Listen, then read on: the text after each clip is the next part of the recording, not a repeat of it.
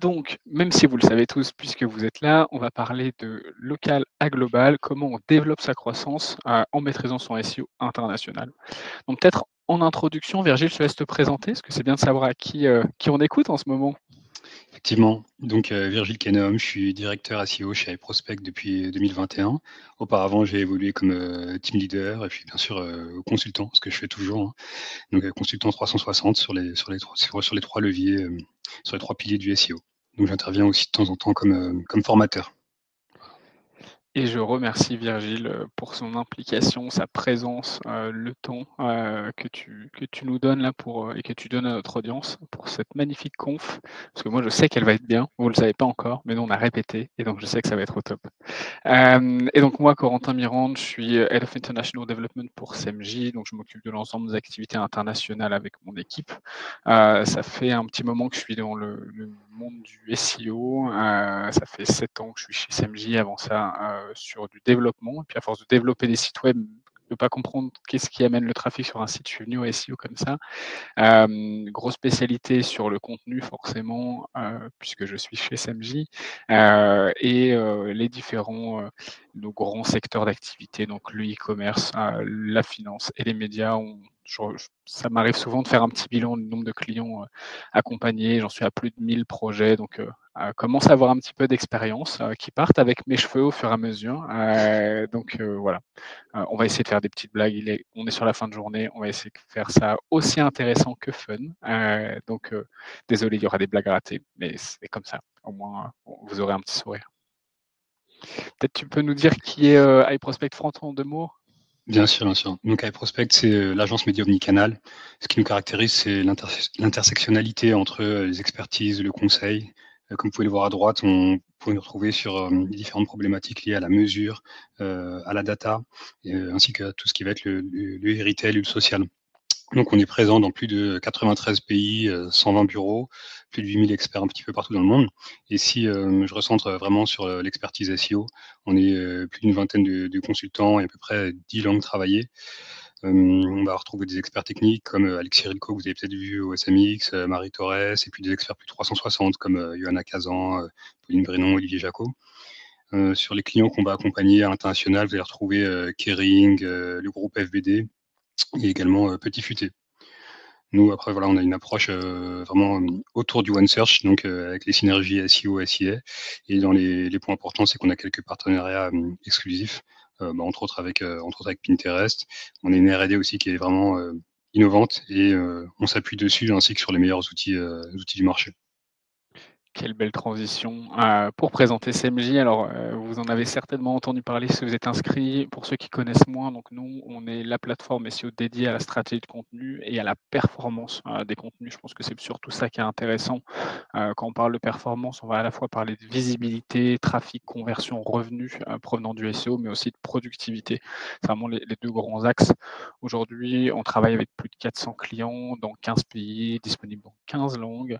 On travaille avec le mid-market et les enterprise, donc plutôt grandes entreprises. Vous avez ici de très belles références, et ça sur l'ensemble des marchés. On est capable non seulement de localiser par rapport à une langue, mais aussi de localiser par rapport à un marché. Et on va voir à quel point c'est important, puisque c'est vraiment la clé du succès. Je me spoil tout seul, mais c'est pas grave. On va voir pourquoi c'est important. On va essayer de faire les choses de manière le plus pratique possible, vraiment que vous ressortiez de ces 50 minutes ensemble avec un maximum d'informations que vous allez pouvoir appliquer dans vos stratégies à vous. On va déjà poser un peu les bases, les différents cas d'internationalisation, comment on s'organise, comment on adapte ses contenus, comment on développe sa popularité. Donc on va un peu parler de netlinking. Et puis on finira sur les bonnes pratiques, les pièges à éviter, parce qu'on a déjà vu des projets qui ont très, très bien fonctionné et d'autres qui ont moins bien fonctionné. Donc autant vous les Clairement. partager pour que vous ne fassiez pas ces erreurs-là. Si ça vous va, on démarre? Allez, c'est parti. Les cas d'internationalisation, Virgile, je te laisse nous en Ouais. parler. Bien sûr. Alors justement, on a utilisé le terme SEO international, parce que c'est celui qui fait écho. En tant que SEO, on est toujours à la recherche du bon mot-clé, celui qui va avoir le plus de volume de recherche. En réalité, là, ce qui nous intéresse surtout, c'est l'aspect multimarché. C'est-à-dire que peut-être que de votre côté, vous travaillez chez l'annonceur ou en tant que freelance ou dans une agence sur un marché à l'international, exemple sur le marché anglophone ou sur le marché danois, mais c'est du monomarché. Là, surtout, ce qui va nous intéresser, c'est l'aspect multimarché. Il y a une complexité qui se rajoute. Et donc, justement, l'idée, c'était un petit peu d'évoquer ces aspects-là pendant la conférence. Donc, quand on part sur de l'international multimarché, alors, bien sûr, ça va toucher régulièrement ce qu'on appelle les grands groupes, mais aussi des startups. Donc, il y a une volonté de croissance horizontale qui peut être drivée par le web ou pas du tout, plutôt par le offline. Donc l'objectif, c'est toujours le même, hein, c'est d'aller développer de nouveaux marchés, donc pour booster sa notoriété de marque ou pour augmenter le chiffre d'affaires pour les e-commerçants. Donc l'avantage qu'on a avec cette croissance horizontale, c'est qu'on va réduire le risque d'être sur un seul marché. Donc si on a un marché qui à un moment se porte un petit peu moins bien, on peut se rattraper justement sur les autres. On peut également aussi faire des économies d'échelle. Et donc nous, dans le cas là, je vois principalement 2 cas d'expansion. Il y a l'expansion interne. Donc exemple, c'est votre client qui décide d'ouvrir des boutiques à l'étranger. Exemple, il décide de s'implanter en Belgique ou en Italie. Et donc, si vous êtes en charge de l'acquisition digitale, vous allez être amené à travailler sur ces différents sujets, ouverture de nouveaux sites, stratégie de développement digital, et vous allez prendre en compte le SEO. Donc ça, c'est le cas où on a une expansion plutôt interne.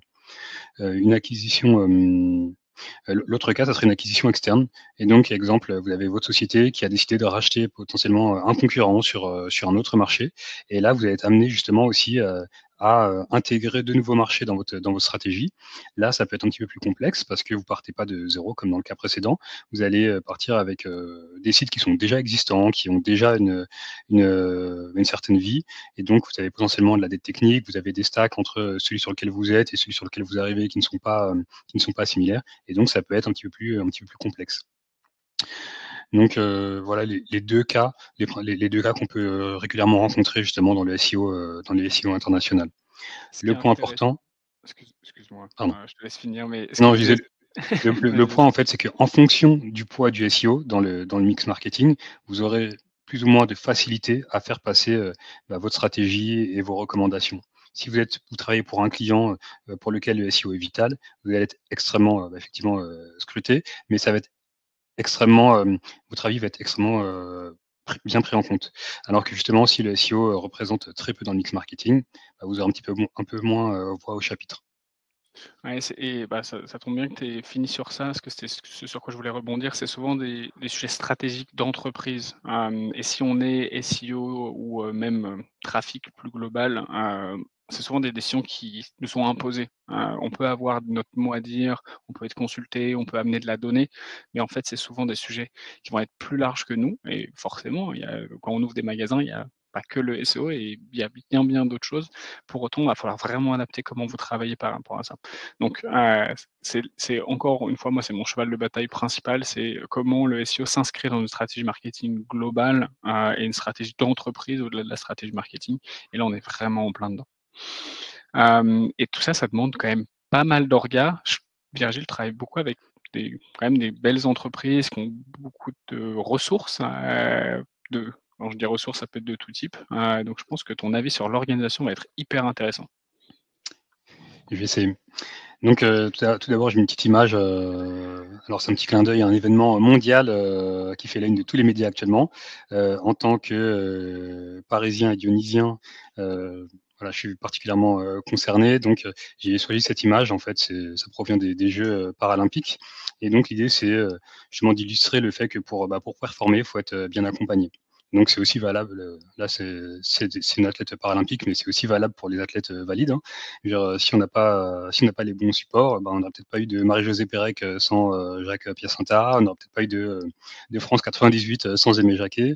C'est pas le tout justement d'avoir certaines qualités, il faut également être bien accompagné. Et donc là, quand vous allez à l'international, il va falloir aussi vous assurer que vous êtes bien équipé pour pouvoir performer.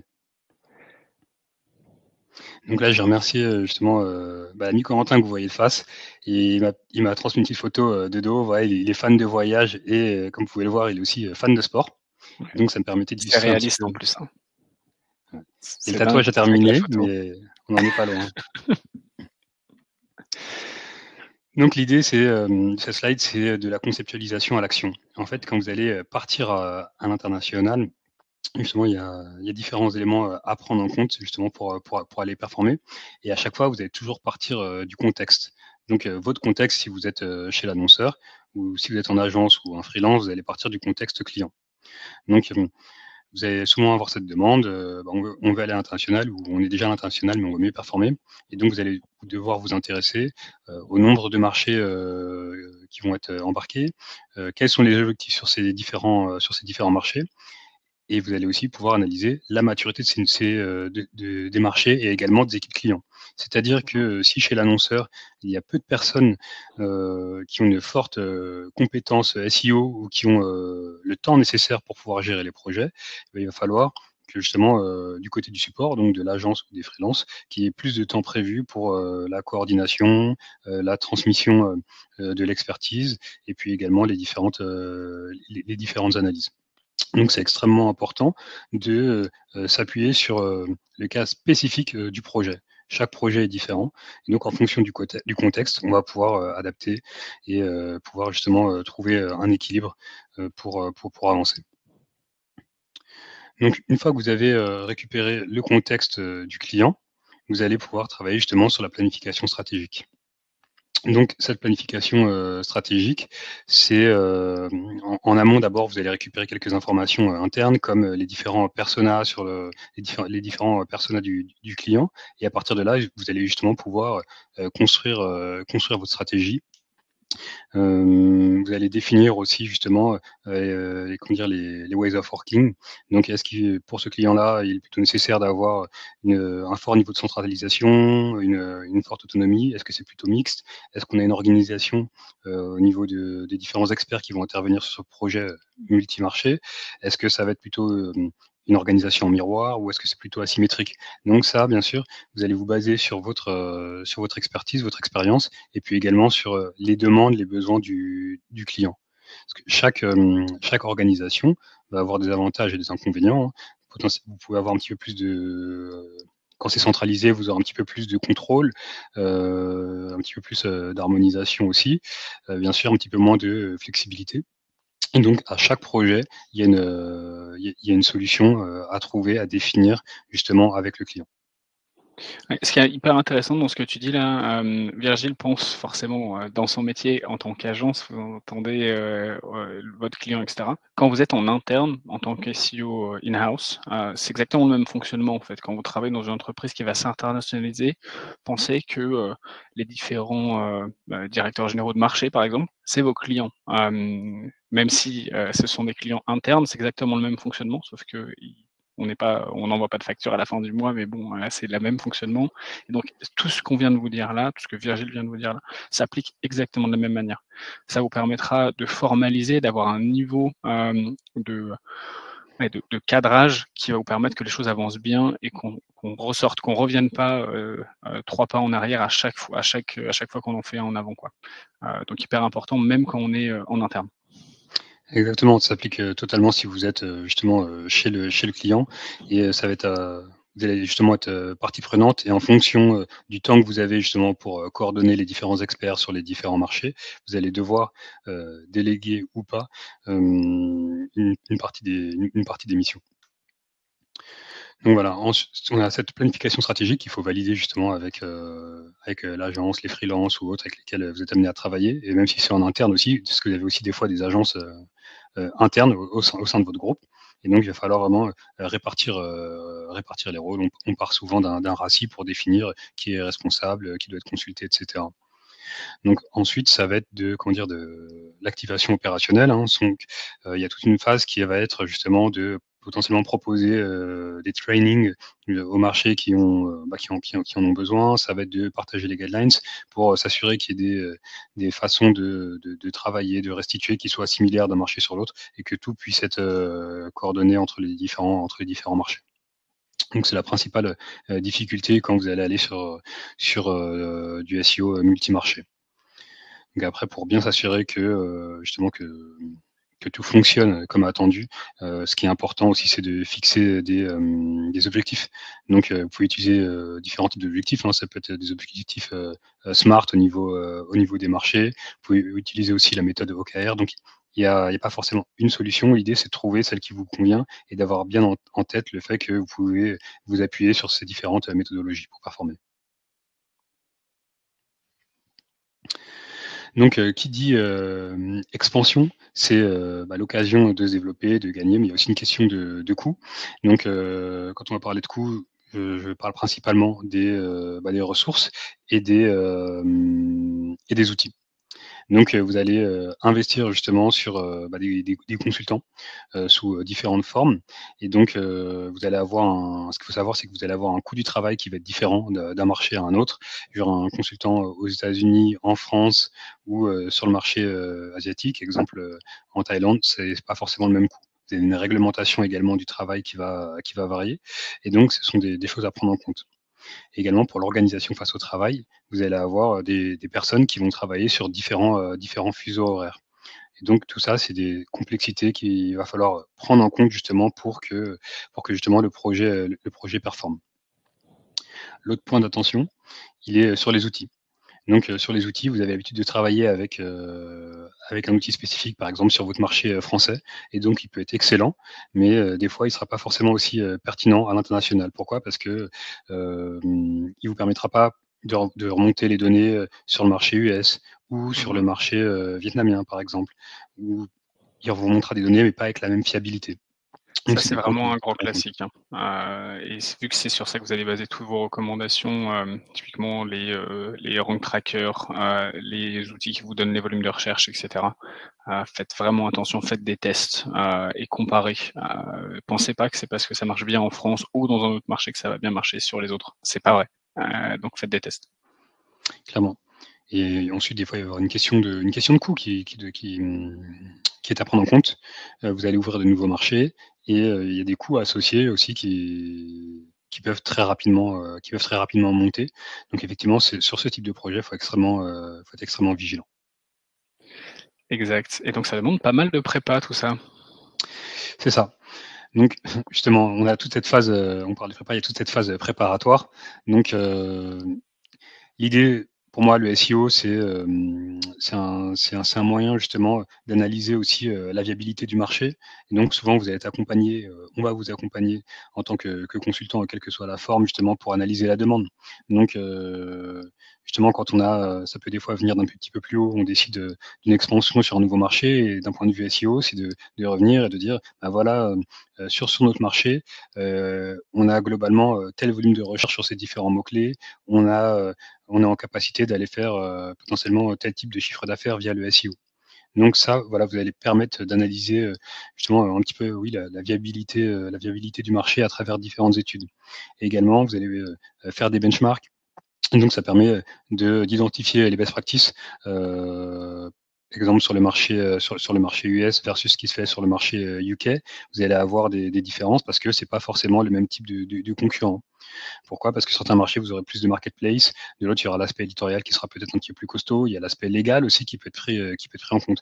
Et ça, justement, en tant que SEO, c'est hyper enrichissant de confronter les stratégies qui vont être appliquées sur un marché comme le marché français versus ce qu'on peut retrouver sur le marché espagnol, italien et autres.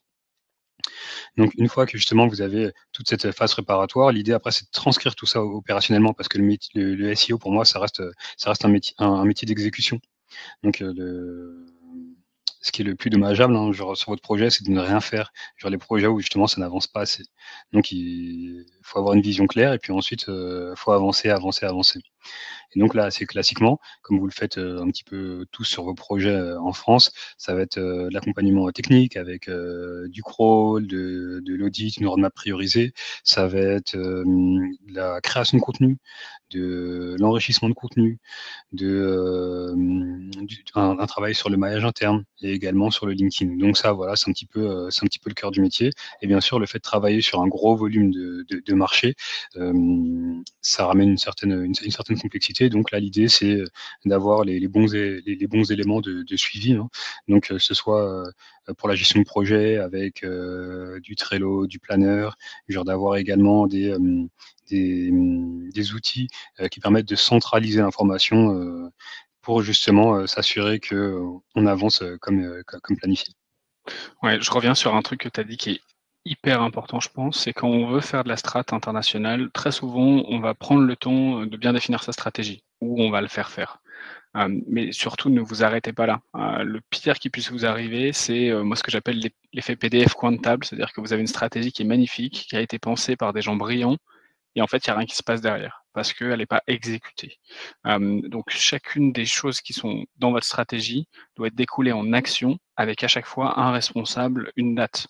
C'est du basico-basique, c'est de la gestion de projet. Pour autant, c'est très rarement fait, même dans des très, très belles entreprises. Je pense que Virgile et moi, on a des exemples plein la tête, mais on ne citera pas les noms, parce qu'on n'a pas le droit et on a envie de s'entendre bien avec nos clients. Mais faites-le, sincèrement, c'est ça qui va faire la différence, en fait. Et donc là, on va rentrer dans l'exécution justement. Donc, forcément, on va parler de contenu, et quand on parle de contenu, la première chose quand on est à l'international, c'est parler, de comment, en fait, on va, construire cette stratégie, adaptée. Donc la première étape déjà, forcément, c'est de définir quel est le mot-clé qu'on va viser. Forcément, si vous travaillez un mot-clé en français et en anglais, bah, déjà, il y a un sujet. Ensuite, ça va être de produire un brief SEO. Je pense que vous l'avez entendu dans certaines conférences ou dans des webinaires CMJ, nous on aime bien cette notion-là qui va nous permettre de poser qu'est-ce qu'on doit faire pour se positionner sur un mot-clé dans un marché. Donc là, il y a plein de sous-étapes. Si vous voulez, dans tous les cas, vous aurez les replays, mais si vous voulez faire un screenshot et imprimer cette slide pour être sûr que vous fassiez toutes ces étapes-là, allez-y, c'est gratuit. Donc il va falloir identifier quels seront les concurrents, et je parle de concurrents SEO ici et pas que business. Identifier l'intention de recherche. Qu'est-ce qu'on veut derrière cette page-là? Quel est le type de contenu? Est-ce que c'est un comparateur, une page produit, une page catégorie, une page marque? Ça peut être plein de choses différentes. De quoi il va falloir parler dans cette page, de quelles sont les questions auxquelles il va falloir traiter. Donc, baser sur tout ça, produire son contenu et derrière retravailler son maillage interne puisque potentiellement les sites ne sont pas structurés exactement de la même manière sur chacun des marchés. Donc ces grandes étapes-là, on va pas s'arrêter là dans la conférence, on va rentrer un peu dans le détail, mais si vous respectez ça, normalement ça devrait bien se passer. Une fois que ça s'est dit, comment on définit le bon mot-clé? Il va falloir penser data, mais pas que. C'est-à-dire que là, on a des exemples, entre 4 marchés qui vont parler, anglais, en tout cas en partie anglais, ou par exemple, premier exemple, sneakers trainers, on a, c'est la même chose, c'est des chaussures de sport, mais avec des volumes de recherche complètement différents, en fonction des marchés. Donc par exemple, vous êtes en France, aux US et au UK, vous êtes, je sais pas, Foot Locker, bah, en France, on va mettre chaussures de sport ou peut-être sneakers, parce que c'est peut-être ça le bon mot-clé, il faudrait regarder. Aux US, sneakers, au UK, trainers. Donc votre page catégorie, qui est peut-être celle qui vous rapporte le plus de conversions et donc de revenus, déjà son titre, son contenu va être complètement différente, parce qu'on ne cherche pas à travailler la même requête. Deuxième exemple, sur cell phone, mobile phone, on a la même chose. Mais là où je disais qu'il n'y a pas que la donnée qui compte, c'est qu'il y a aussi quelle est l'intention qu'il y a derrière. Football et soccer, bah, football aux US et au Canada, bah, c'est du foot US. Là où soccer va être du football à la française ou à l'européenne en tout cas. Donc il ne faut pas être bête et méchant, il faut mettre un peu d'intelligence là-dedans et pas simplement se baser sur un tableau Excel, voilà. Donc c'est un moment, je trouve, moi, hyper intéressant parce qu'à la fois, on a besoin d'être hyper concret, hyper data, mais en même temps mettre un peu d'intelligence là-dedans. Donc faites-le en 2 phases, souvent ça marche bien et avec ce genre de tableau, vous allez pouvoir très, très facilement le faire. C'est ça. Et comment dire? Le fait de sélectionner le bon wording pour votre site internet, c'est extrêmement important. quand on travaille sur des sites e-commerce, justement, j'ai eu l'occasion de le faire, hein, modifier les wordings des catégories, des sous-catégories. C'est ce qui vous permet de travailler les bons mots-clés et d'aller chercher derrière des vrais gaps de trafic. Donc, identifier le bon mot-clé primaire, le bon mot-clé secondaire, c'est vraiment la clé sur les sites e-commerce. Souvent, vous allez être un petit peu limité sur la création de contenu éditorial. Et donc, justement, bien travailler les mots-clés principaux, secondaires pour vos titles, les éléments de maillage interne, c'est extrêmement important. Carrément. Et donc là, on va parler, on parlait tout à l'heure de brief. Est-ce qu'on traduit, est-ce qu'on localise? Déjà, c'est quoi la différence? Traduire, c'est simplement, je dirais basiquement de la Google Trad ou de la traduction, j'allais dire, simple. Là où la localisation va être de la traduction plus de l'adaptation. Nous, alors je vais pas vous lire la slide, mais en fait, on va vraiment parler de localisation pour aller chercher de la performance SEO. Si vous faites de la traduction pure et dure, on va voir juste après ce que ça donne. Faites pas ça. En tout cas, si vous avez des envies de performer en SEO, c'est pas ce qu'il faut faire. Donc on va vraiment être sur de la localisation. Ça veut dire qu'on va devoir, comprendre qu'est-ce que mon audience et Google attend de moi sur un marché spécifique pour ensuite, produire un contenu qui va être donc localisé. Alors, c'est pas parce que j'avais envie de me faire plaisir, c'est simplement si en fait, j'avais aussi envie de me faire plaisir. On a eu très peu de neige, donc je vais parler de ski de fond là pendant les 5 prochaines minutes, mais pour vous montrer en fait quelle est la différence, à la fois sur le mot-clé, mais aussi les intentions qu'on peut avoir derrière, sur ça. Donc là, concrètement, en France, quand je tape ski de fond, je vois que j'ai, skidefond.com, Salomon, EcoSport, Nordic France. On est plutôt sur une intention, assez e-commerce, hein, on est clairement là-dessus. On voit boutique, Salomon, c'est une marque, EcoSport, c'est un e-commerçant. Les intentions qu'il va falloir répondre, c'est le ski nordique, il va falloir parler de skating, il va falloir parler de chaussures, il va falloir parler de championnat du monde, des Pyrénées. Donc voilà, ça, c'est les grandes intentions auxquelles il va falloir qu'il va falloir que je traite pour être légitime et donc me positionner là-dessus. On voit pareil, il y a des questions à se poser, etc. Donc imaginons que je fais mon contenu, et donc j'ai un contenu qui est très optimisé, le meilleur matériel pour votre pratique, voilà, je réponds à différentes intentions, je vais mettre mes questions, et cetera. On a un content score à 76 sur 100. Pour ceux qui ne savent pas, c'est un score CMJ qui va vraiment être garant de la performance. Donc on voit ici, juste au-dessus, alors c'est tout petit pour ceux qui sont sur un 13 pouces, mais on garantit la performance d'un contenu quand on est au-dessus de 75 sur 100, et plus on monte là, au-dessus de 90, c'est encore bien meilleur. Donc j'ai un contenu qui est très optimal pour la performance, et on va voir que si je le traduis simplement, je vais avoir un problème. Donc là, aux US, traduction, cross-country skiing, on voit déjà que l'intention est assez différente, hein. J'ai Wikipédia qui se positionne en premier. Donc clairement, on est sur qu'est-ce que c'est? Qu'est-ce que le ski de fond en anglais? Et donc il va falloir parler des different areas, il va falloir parler voilà, de différentes intentions, il va falloir parler, répondre à des questions, voilà, c'est quand même assez différent. Et donc, si je le traduis, là, j'ai simplement fait l'exercice de le traduire avec DeepL, j'aurais pu faire Google Trad, peu importe. J'allais dire bête, de manière très bête et méchante, on voit que j'ai un content score à 21 sur 100. Donc je passe de 67 à 21, 76 à 21. Donc c'est assez certain que ce contenu-là ne se positionnera jamais. En tout cas, il va peut-être se positionner position 62, ça fera jamais de trafic en tout cas. Donc là, l'idée, c'est pour vous montrer que si vous avez un contenu qui était top sur un marché et que vous faites simplement de la trad sans le localiser, vous partez avec un boulet au pied et c'est pas top. Donc concrètement, quand on localise, par contre, on va avoir des super performances. Alors là, j'ai pris un autre exemple sur le Québec. Alors pour des raisons de temps, je ne vais pas passer autant de temps, mais je sais qu'il y a des Québécois dans l'audience. Là, on est plus sur une intention liée à où est-ce qu'on va faire du ski de fond, quelles sont les destinations, etc. Donc encore différent. Et donc pareil, hein, si je le traduis, là pour le coup, on est pas mal. On passe de 76 à 72. Déjà, on est en français et ça se ressemble un petit peu plus. Mais surtout, ce que je voulais vous montrer sur l'impact de la localisation, c'est quand on passe d'un contenu traduit à un contenu localisé, on voit directement l'impact. Donc c'est la bonne nouvelle, parce que là, vous pouvez vous dire depuis tout à l'heure, je suis en train de déprimer parce que moi, j'ai fait que de la traduction. La partie n'est pas perdue. C'est-à-dire que vous avez fait une partie du travail. Maintenant, c'est comment on fait pour que ça soit optimal. Et donc la relocalisation, c'est ce qu'on a fait ici, hein, sur ce cas concret. On avait des contenus qui étaient traduits, on les a repris, réoptimisés, donc il faut identifier les prioritaires, puis ensuite les optimiser sur la base d'un brief qu'on aura construit. Soit vous le faites à la main, soit vous le faites dans SameJ en fonction des ressources qui sont à votre disposition, hommes et outils, humaines, ou hommes avec un grand H.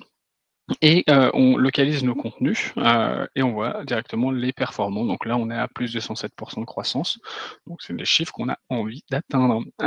Et ici, on a un autre exemple, des contenus traduits et que derrière, on localise, directement et vous voyez que la courbe, est, très, très cool. En tout cas, c'est le genre de courbe qu'on a vraiment envie d'atteindre. Donc tout ça pour vous dire, la traduction n'est pas suffisante, mais c'est déjà une première étape et surtout, il va falloir le faire efficacement en fonction aussi de comment vous fonctionnez. Virgile a parlé tout à l'heure, de l'organisation, de comment on travaille. Et ça va vraiment dépendre de qui vous êtes en tant qu'entreprise. Vous pouvez avoir des stratégies centralisées. Par exemple, vous avez le même produit, le même positionnement de marque, tout est pareil sur l'ensemble de vos pays. C'est un peu Apple, le cliché de ça. Vous avez un autre cas, vous êtes autonome parce que vos produits sont différents, le positionnement de votre marque est différent, vous avez des pricing différents, bref, vous avez des offres et des entreprises qui sont quasiment autonomes. Donc en fonction de ça, on ne va pas travailler nos contenus de la même manière. Exemple, dans un contenu centralisé, on va partir d'un contenu master. Donc ce qu'on appelle un contenu master, c'est un contenu qui est produit par le siège dans la langue du siège, ou en anglais parce que ça peut être la langue commune à tout le monde. Sauf que ça, on vient de voir que c'était pas suffisant. Donc on va le traduire dans la langue de chaque marché. Donc ça, c'est souvent le siège qui va fournir ça, parce qu'ils ont des outils de traduction ou des services de traduction. C'est ce que je vais appeler le first draft. On va faire notre brief SEO pour être sûr de savoir ce dont on a besoin sur chacun de nos marchés.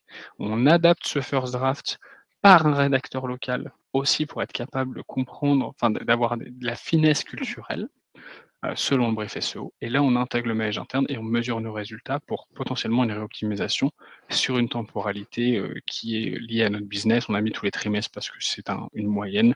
Ça peut être tous les mois si vous êtes un site type Frandroid ou 01net, tout ce genre de trucs. Ça peut être tous les ans si vous êtes sur un marché qui bouge beaucoup moins. Quand vous êtes dans un process d'autonomie, c'est un peu différent, puisque là, il n'y a pas de siège. En tout cas, il y a peut-être un siège, mais vous devez vous débrouiller, mais pour des bonnes raisons.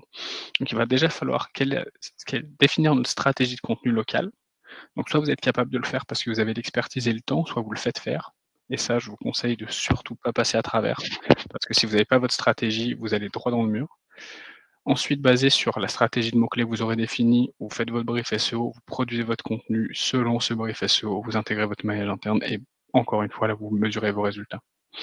Il y a une brique qu'il va falloir mettre en plus, et ça, c'est quelque chose, on en discutait avec Virgile encore juste avant, qui est très, très souvent loupé, c'est comment on partage les bonnes pratiques. Parce que même si vous êtes autonome, vous faites partie d'une globalité, d'une entreprise plus large que simplement vous.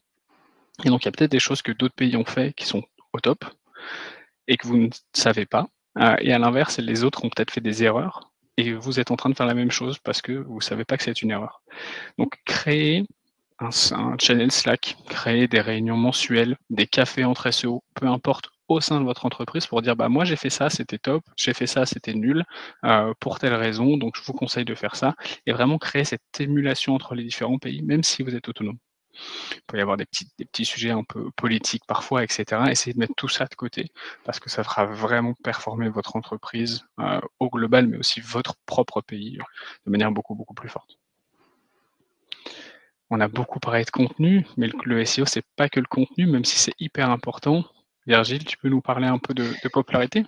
Effectivement, je vais reprendre la main. Alors, le linking, voilà, le linking, on a un positionnement un petit peu spécifique parce que justement, on est majoritairement dans l'audience. On a vu qu'il y avait des gens un petit peu partout, en Turquie, en Algérie, en Allemagne et au Québec, mais majoritairement, les gens sont français. Et ce qu'il faut savoir, c'est qu'en France, on a un marché sur le linking qui est extrêmement mature. On a de la chance parce qu'on bénéficie de très nombreuses plateformes franco-françaises, mais aussi internationales. Il y a également des agences spécialisées dans l'accompagnement linking. Bref, on a de très nombreuses solutions à disposition. Et justement, cet écosystème, on ne va pas forcément le retrouver sur les autres marchés. Il y a des différences justement de maturité avec les autres marchés, des différences culturelles, légales, et puis également dans les process. Et donc, justement, voilà, à titre d'exemple, souvent en linking en France, on va faire de l'achat sur du média ou sur des blogs un petit peu plus spécialisés. Enfin, ça peut être des blogs thématiques ou généralistes. Ce qu'il faut savoir, c'est que cette offre d'articles sur des médias, vous la retrouvez un petit peu partout, mais pas forcément avec les mêmes prix.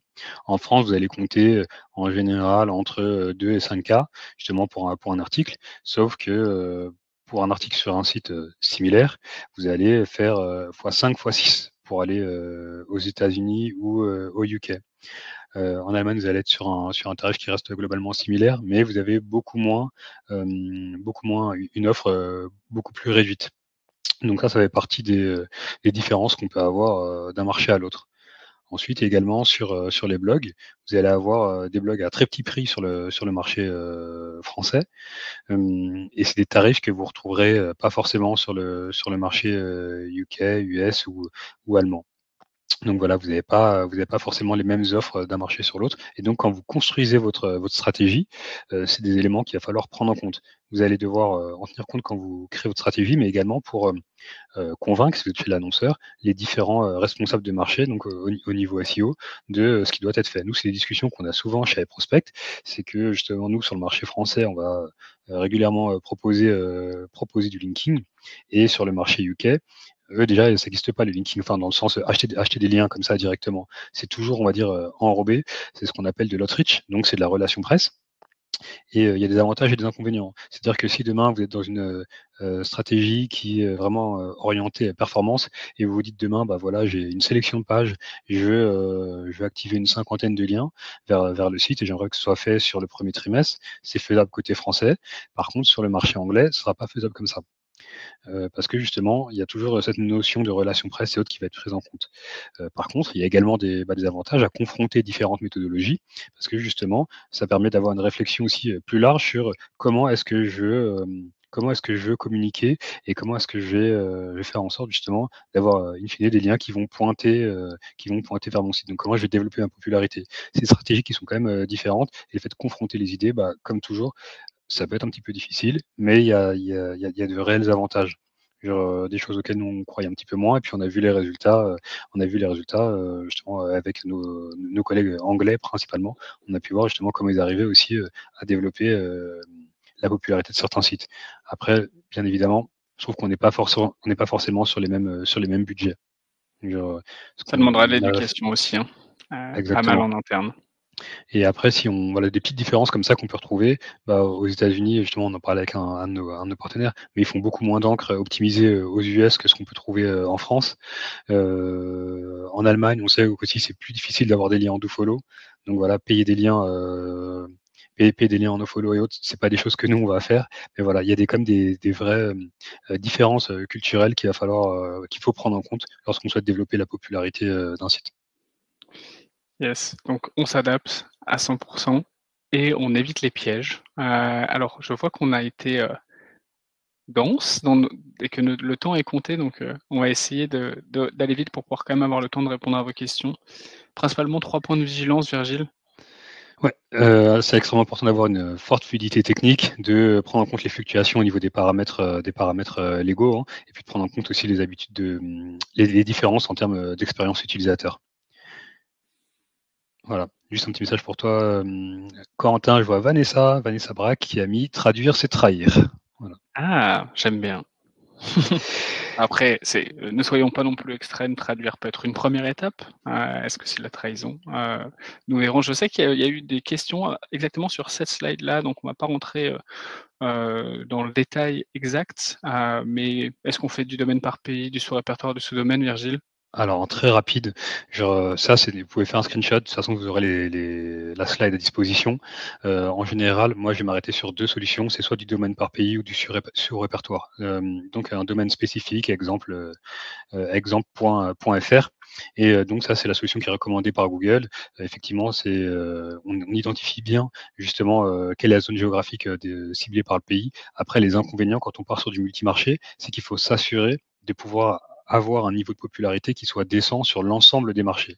Vous avez, exemple, un marché français qui a une bonne popularité, vous avez un bon nombre de domaines référents, mais est-ce que vous serez en capacité d'avoir aussi un volume de domaines référents qui soit conséquent sur le marché italien, sur le marché danois et autres?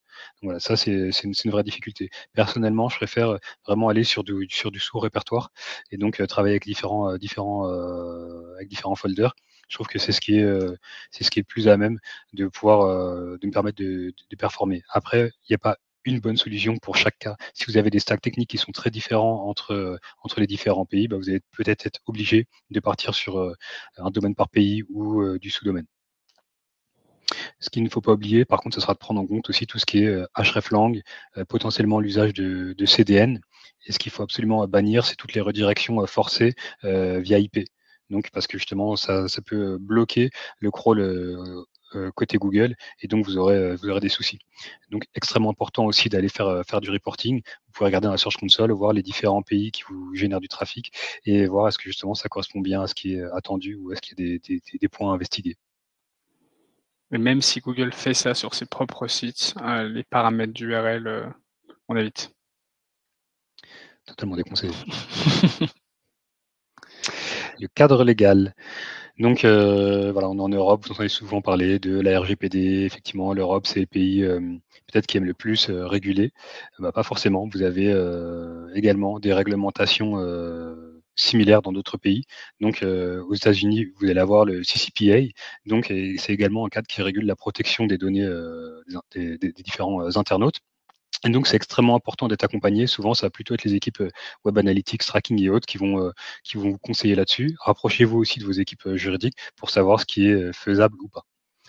Je vais vous donner quelques exemples juste après, mais en termes d'amende, si on regarde, bah, il y a énormément de sites e-commerce qui sont touchés et on n'est pas surpris, mais c'est aux États-Unis qu'il y a les amendes les plus lourdes qui sont données. Donc, c'est l'Europe, mais pas seulement. Pourquoi c'est important de s'intéresser à ça? Parce que quand vous avez du RGPD, vous avez une déperdition au niveau du trafic qui va être enregistré sur votre site, vous le savez tous, et ça veut dire que quand vous allez comparer les performances de votre marché US, de votre marché français ou autre en Asie, vous êtes pas forcément sur les mêmes échelles. Pourquoi? Parce que vous avez une partie du trafic qui n'est pas identifiée, en tout cas à cause de la RGPD ou à cause du CCPA. Donc, il faut le savoir et en tenir compte dans la stratégie.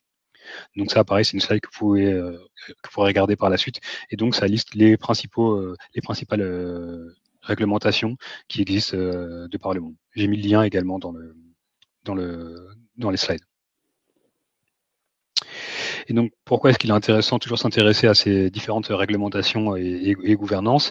Parce que justement, ça va impacter votre visibilité et le trafic. Exemple, à gauche, donc c'est l'impact du droit voisin. Le droit voisin, c'est une protection de la propriété intellectuelle.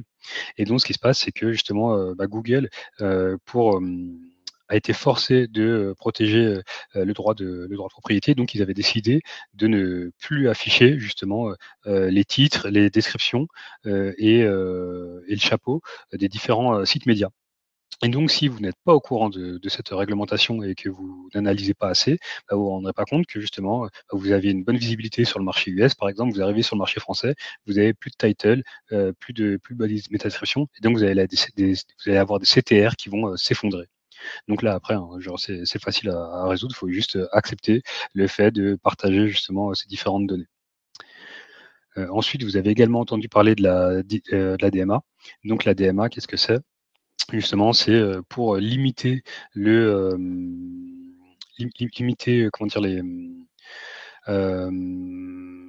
comment dire, les situations de monopole, justement des différents GAFA, et donc on les a forcés justement à ne plus mettre en avant de manière aussi prononcée leurs services. Et donc ce que ça signifie, c'est que par exemple sur les fiches Google Maps, vous voyez que pour Optical Service par exemple, maintenant vous avez non seulement la note Google, mais vous avez également une note page jaune. Donc pour vous, en tant que SEO, vous allez vous intéresser pas seulement à votre note sur Google, mais également sur les autres canaux. Donc, si vous êtes dans l'hôtellerie, ça va être, ça va être d'autres services, mais ça va, changer, ça va changer la façon dont vous allez analyser les données et également donc vous allez, développer votre stratégie. De la même façon, vous voyez que sur le, sur l'élément au centre, donc foncé, en fait, donc Hôtel Uzès, hein, je suis de là-bas, vous allez avoir justement, un nouvel encart qui s'appelle Site de lieu, qui est apparu depuis quelques semaines et également si vous avez des sites justement, pour lesquels, l'aspect local est extrêmement important, vous allez devoir vous intéresser à comment est-ce qu'on fait pour ressortir? Est-ce que je ressors régulièrement sur les différentes localités, qui me concernent? Pour vous assurer que vous allez maximiser le trafic, organique que vous allez récolter sur votre site. Et puis on va s'adapter aussi sur, l'expérience. Donc on sort purement du SEO ici, mais l'expérience et la conversion va être hyper clé, avec un site, en langue arabe pour Amazon, vous aurez reconnu.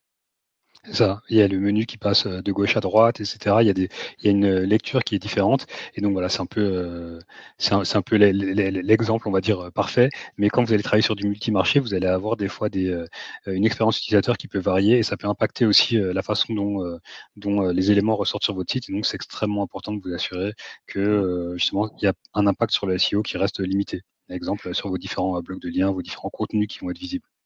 Si vous êtes un SEO qui pense conversion, l'UX et l'expérience utilisateur doit faire partie des métriques que vous regardez, en tout cas de vos missions, hyper clés. En résumé, priorisez vos marchés. Ça, c'est tout ce qu'il faut faire à droite. Enfin, on a fait classique, hein, prioriser vos marchés, homogénéiser les outils, les méthodes de travail pour, bah, gagner du temps, aussi gagner de l'argent. Forcément, si vous avez un outil centralisé, vous pouvez négocier. Je ne devrais pas vous dire ça, je suis moi-même un outil. Ensuite, vous allez, communiquer et collaborer. On a parlé de communication entre les équipes, entre les pays et partager les réussites pour motiver tout le monde. Quand vous entendez qu'un pays a fait plus de 100 de croissance et que vous êtes à 100, bah, ça crée de l'émulation forcément. Et puis les petites erreurs à éviter, sur la coordination, vraiment éviter de travailler vraiment dans votre coin, ça ne marche pas ou en tout cas c'est pas optimal. Traduire, on en a beaucoup parlé, ignorer les variations d'intention, et puis, ne pas être flexible. Même si vous êtes très, très fort sur votre marché initial, dans votre marché domestique, vous êtes nouveau sur les autres, donc il va falloir s'adapter au fur et à mesure.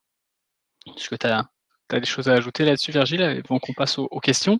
Non, je suis totalement, en phase. Vraiment, je remets juste l'accent sur le prioriser les marchés. Moi, j'ai vu pas mal de projets à l'international et je pense que c'était, le principal problème, c'est qu'on donnait autant, d'importance, on passait autant de temps, de conseils et autres sur les marchés extrêmement importants et sur ceux qui en avaient beaucoup moins. Voilà, souvent, il y a des questions de politique, interne qui peuvent, qui sont pris en compte et ça nuit, parfois, au développement du projet. Yes, ça faut faire des choix dans la vie. Et puis l'important, c'est les 3 points, mais on a beaucoup parlé déjà. Exactement les 3 points, il faut les prendre. Heu, Rugby ou foot ou SEO, c'est pareil.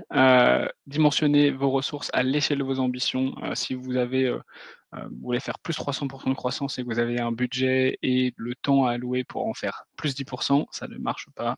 Donc vraiment, soyez bon là-dedans, et expliquez-le à votre direction. Adaptez vos actions sur l'ensemble. L'adaptation va être le mot toujours. Est-ce que je m'adapte? Est-ce que je m'adapte? Est-ce que je m'adapte? Toujours ayez ça en tête. Et puis écrivez, communiquez votre stratégie et puis les jalons. Où est-ce que je veux être dans 3 mois, dans 6 mois, dans 9 mois, pour justement communiquer sur les réussites et avoir l'impression qu'on avance parce que c'est des projets long terme qui peuvent être complexes. Je crois qu'on en a fini, mais il y a plein de questions. N'hésitez pas à voter pour celles qui vous intéressent le plus. Comme ça, on va démarrer par celle-là. Je crois qu'on a une question, de Pierre. On va démarrer cette question-là. Faire un site multilingue, en fin de compte, est-ce une bonne idée? Est-ce qu'on ne risque pas d'être indexé prioritairement sur une langue et beaucoup moins sur les autres? Est-ce qu'une balise canonicale sur les pages d'accueil en français, par exemple, va défavoriser les autres langues? Pierre, une question très précise. Virgile, je pense que tu as une réponse toute Excuse-moi, faite je suis sur ça. désolé, est-ce que tu peux juste répéter s'il te plaît? Alors, je l'ai mis en Oui, sur donc faire un l'écran. site multilingue, c'est ça, faire un site multilingue en fin de compte, c'est une bonne idée. Est-ce qu'on ne risque pas d'être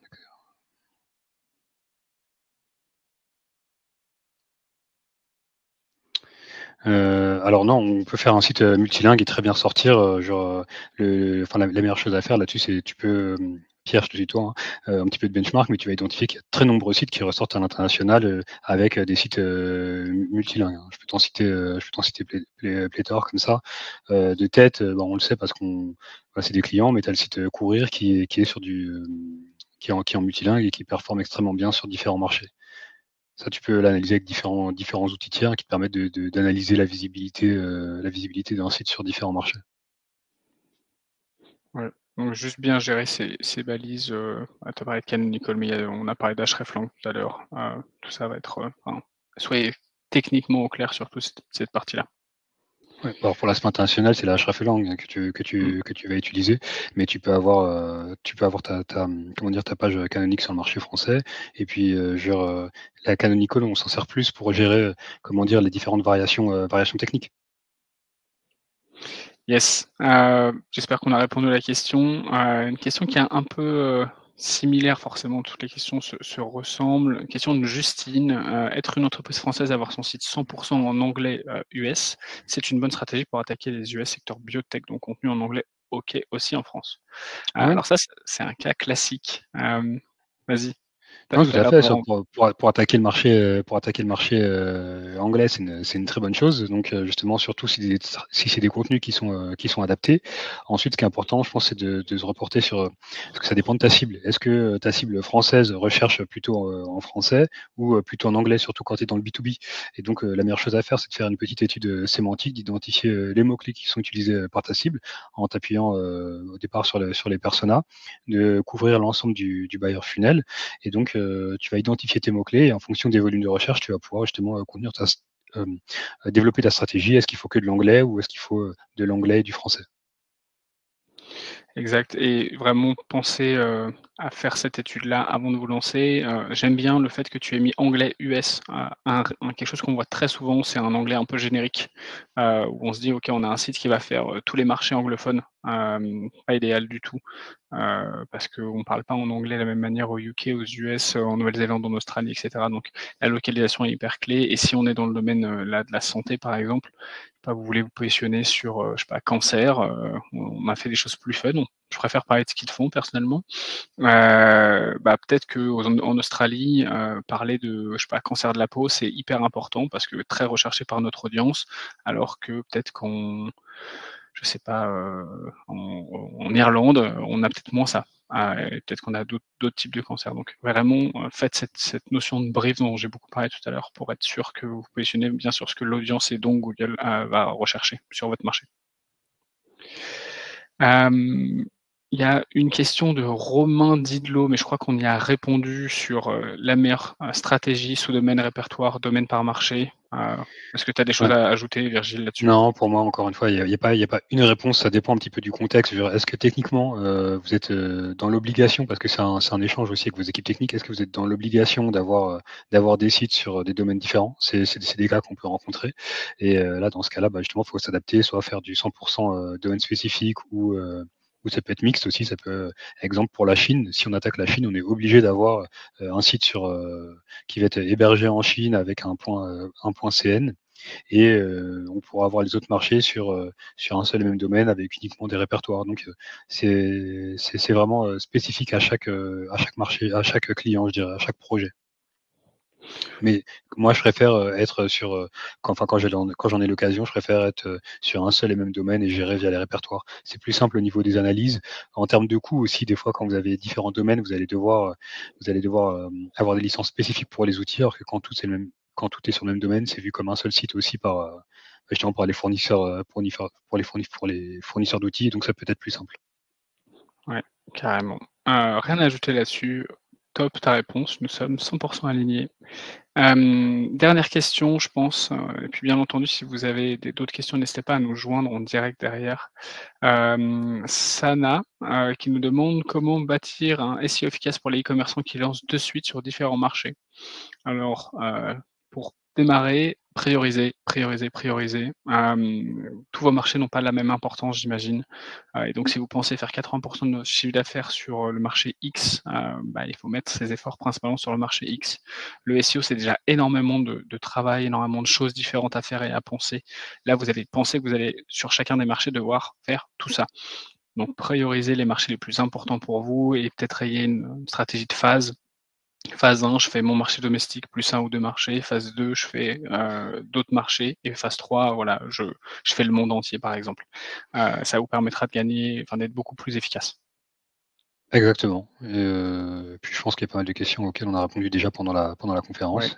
Puis n'hésite pas à nous contacter directement, sur LinkedIn ou autre, que ce soit Corentin ou moi. Merci à tous pour votre attention, pour vos questions. On sent une belle maturité, on sent que c'est la 6e conférence déjà et la 7e va être, celle de Frédéric Joseph, président de Neil Patel Digital France. On va parler d'IA, une complexité certes, mais de très, très belles opportunités.